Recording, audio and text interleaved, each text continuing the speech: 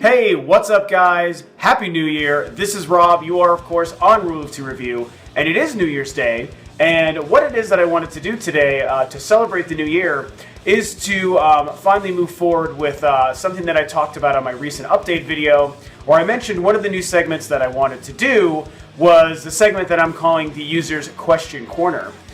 Which is of course the way that I can interact more with you guys specifically, have you ask me some questions or give me topics that you would like to hear me talk about on a video specifically, so I can give you guys a shout out and then kind of share my thoughts on what it is you're curious about. Now, for the first episode in this segment today, it's interesting because I got a really great question that was kind of from two different people on that update video, and I really liked the question, so I was excited to talk about it. However, what's strange is the initial person who asked the question, his name is Benjamin Baruzzi, if I'm saying that correctly. What's weird is I don't know if you died or disappeared or whatever. It's really strange. It seems like Benjamin has disappeared completely from YouTube or from Google+. I can't see his question anymore. But there was another fellow YouTube user, someone who I've actually answered one of his questions before, Black Bullet, his or her question. And that person, sort of was having a back and forth with Benjamin about that topic and sort of asked me the same question again. So it's going to be like kind of both of those people. I'm kind of answering that question from both of you guys. So I no longer have Benjamin's question to go on. Like I said, he disappeared. But I do have Black Bullet's first response to that question. So I'm going to read that and make that the question that I'm going to touch on today. It's a Nintendo-related question, of course. So a lot of you Nintendo fans out there, fellow Nintendo fans, are going to really enjoy, hopefully, what it is I have to say about this. So, again, I don't have Benjamin's question to go on. This is Black Bullet's response. He said he or she wants to piggyback off of what Benjamin said.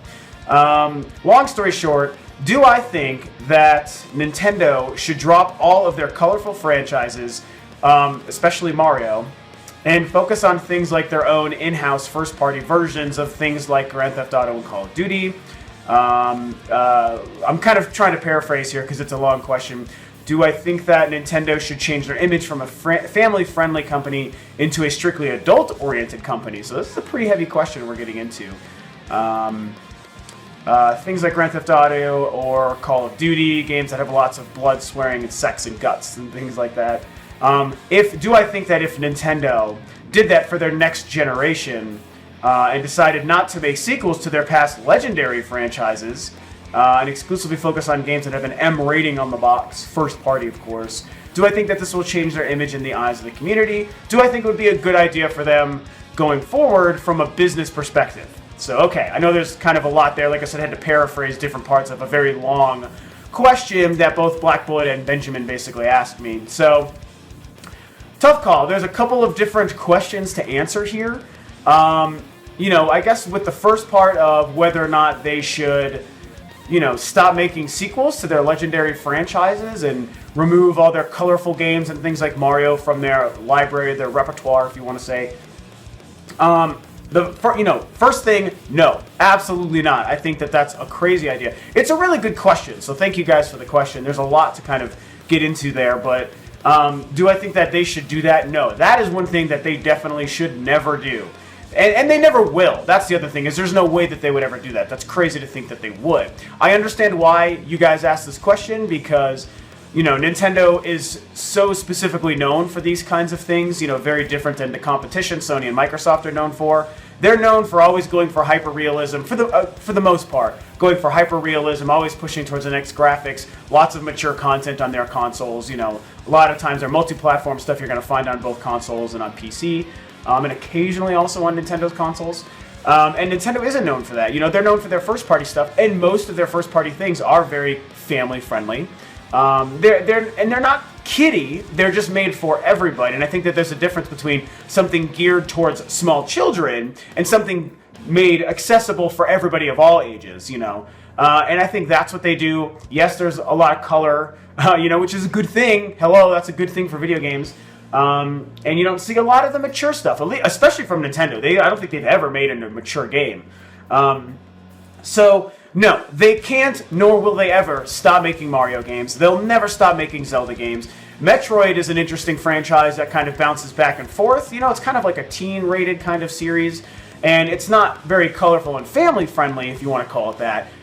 but it's also not mature either. So you're not going to get, there was some sexiness added to Samus's character in Other M, but really it's just not that kind of game or experience, even though the main protagonist is female. They're never going to really gear that towards that kind of ilk,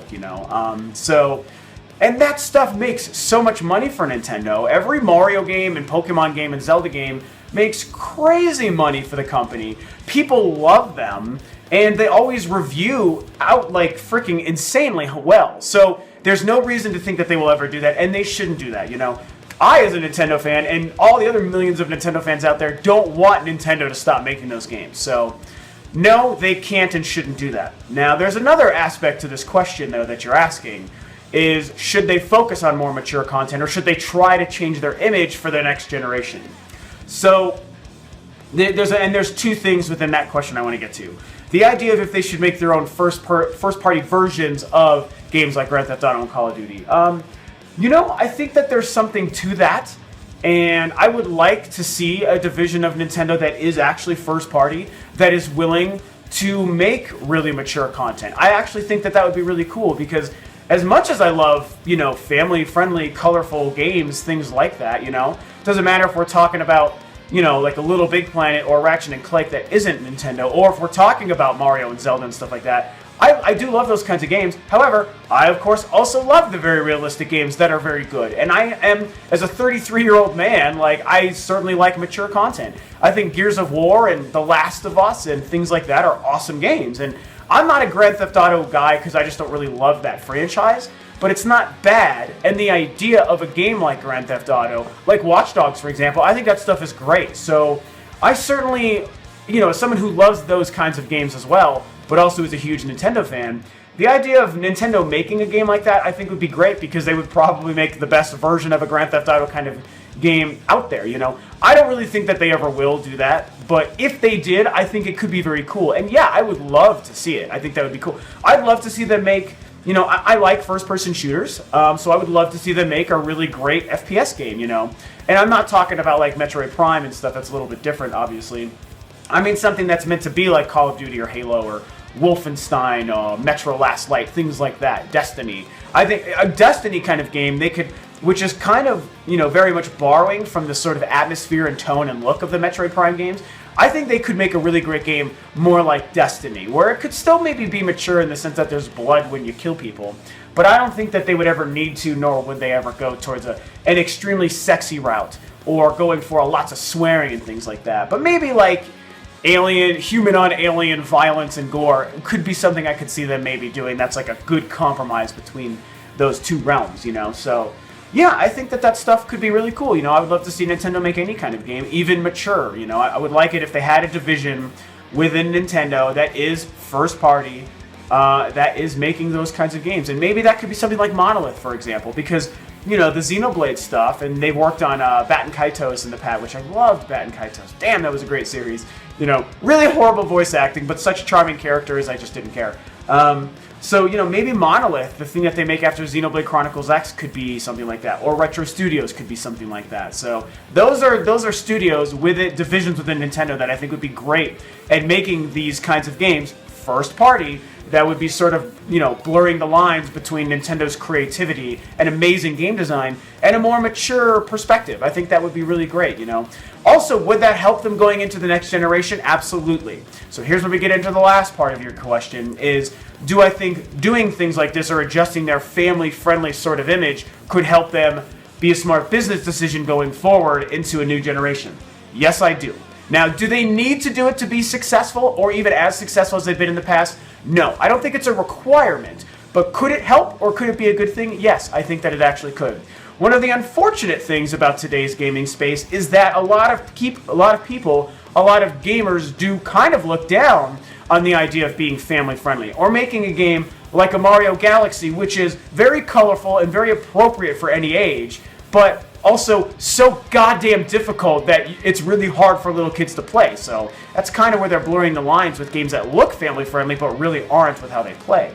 And so, yeah, so a lot of people look down on those kinds of games and companies that are branded that way, which is why a lot of gamers sadly, we live in this world where a lot of gamers don't really understand why Nintendo is so great or appreciate them like we used to 15, 20 years ago. Because of how gaming has changed in the space since Nintendo basically created today's current relevant gaming landscape. And that's a shame. And it would be nice, as a fan of Nintendo, I would like them to be able to find ways to win those people back or to rope new fans onto Nintendo's side and understand why, hey, we're another great game company making great content that's way more unique than what the other guys do. You may be a Sony or a Microsoft fan or a PC gaming fan and look down on Nintendo, although a lot of PC gamers actually also are big Nintendo fans too, which I think is pretty cool. You may like that stuff, but look at the things that we can do. And to be fair, whether or not you agree with it doesn't matter. I don't 100% agree with it being the right thing, but it is a truth.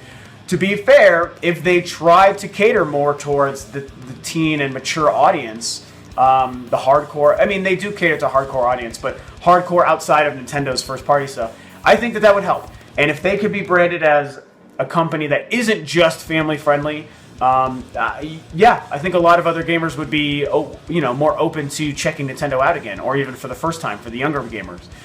You have to think that it's really sad to realize this, but a lot of younger gamers out there nowadays, gamers in their teens, grew up in a gaming world where Nintendo wasn't dominant. Even though, yes, they were dominant last generation with the Wii, they were dominant in a very specific space that was kind of separate from the competition. So they still were like, yes, Nintendo was the best-selling console and company last generation, but it was still the 360 and PS3 kind of market that was catering towards a lot of what those other teenagers wore last generation. So those people live in a very sad world where it's not all about Nintendo, and I think that that's a shame, because when Nintendo is on top, and even just having them as a part of the industry is kept on its toes, and people are looking and trying to be more innovative, and at least we have this one company always trying to do something different and shooting for the best game design possible. Whereas with the other guys, you only get moments of that.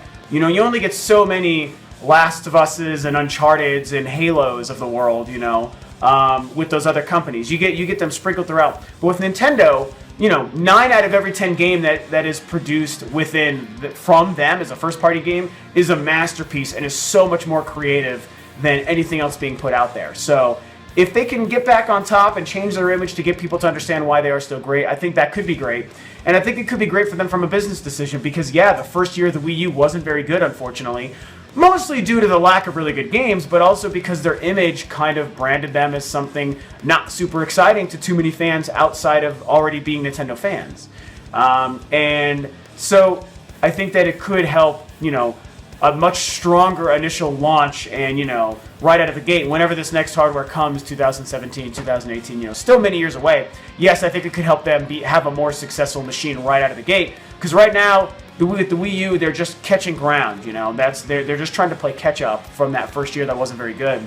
And they are improving and they are doing pretty well. And all the buzz for the Wii U right now is really positive, but playing catch up sucks, and it would be nice if they didn't have to do that next generation. So yes, it would be good for them to do that.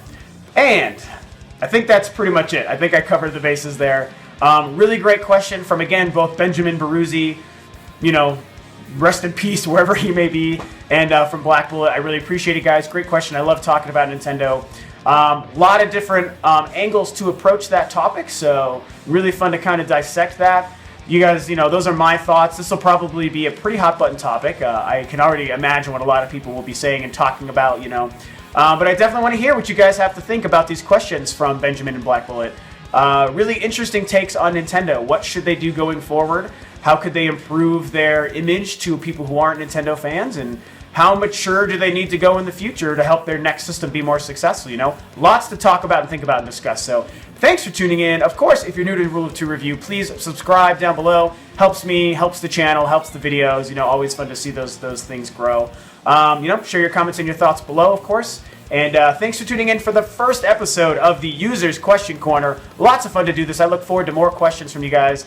Of course, leave questions for the next comment corner down below. I will peruse through the comments and pick another great one to do for my next video next week or something. So, thanks for checking it out, guys, and I'll catch you guys next time on another video for Rule of Two Review.